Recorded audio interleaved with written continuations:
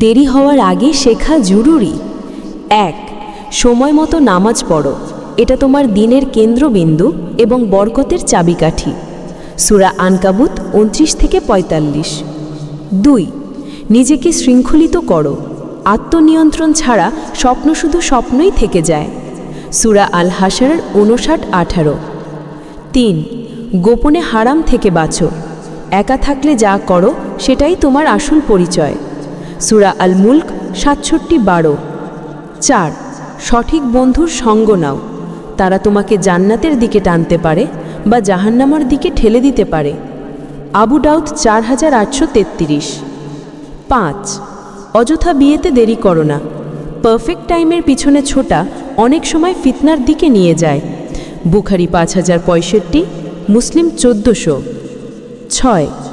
Basic ফিক ও আকিদা শিখো, জ্ঞান ছাড়া আল্লাহর ইবাদত সঠিকভাবে করা যায় না, জ্ঞান ঈমান বাড়ায়। সুনান ইবনে মাজা 224। 7. জবান নিয়ন্ত্রণ করো, জিহ্বা এমন ক্ষত করে যা হাতের আঘাতের থেকেও দ্রুত ধ্বংস করে। তিরমিজি 2616। 8.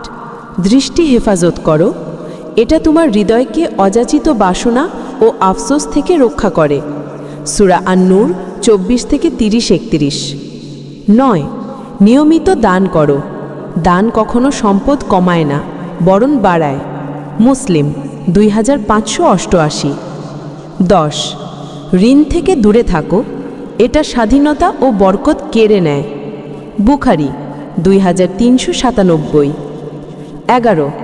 শরীরকে শক্ত রাখো, স্বাস্থ্য একটি আমানত, শক্তি ইবাদত ও কাজে সহায়তা করে। বুখারী 18। 12. মূল্যবান কোনো দক্ষতা অর্জন করো, যাতে তুমি হালাল উপার্জন করতে পারো, কারোর চাকরির ওপর নির্ভর না করে। তিরমিজি 1130। 13.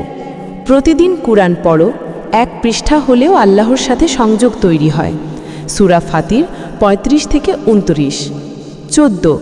সফর করো, আল্লাহর সৃষ্টি দেখো, জ্ঞান অর্জন করো আর স্বাচ্ছন্দ্যের গণ্ডি ভাঙো। সূরা আল আনকাবুত 29-20। 15. মৃত্যুকে স্মরণ করো, এটা তোমার অগ্রাধিকার ঠিক রাখে। তিরমিজি 2307। ভিডিওটি ভালো লাগলে মুসলিম মোটিভেশন মৃত্যুর স্মরণ চ্যানেলটি সাবস্ক্রাইব করে পাশে থাকুন। ইনশাআল্লাহ এখান থেকে আমরা ভালো কিছু জানতে পারবো।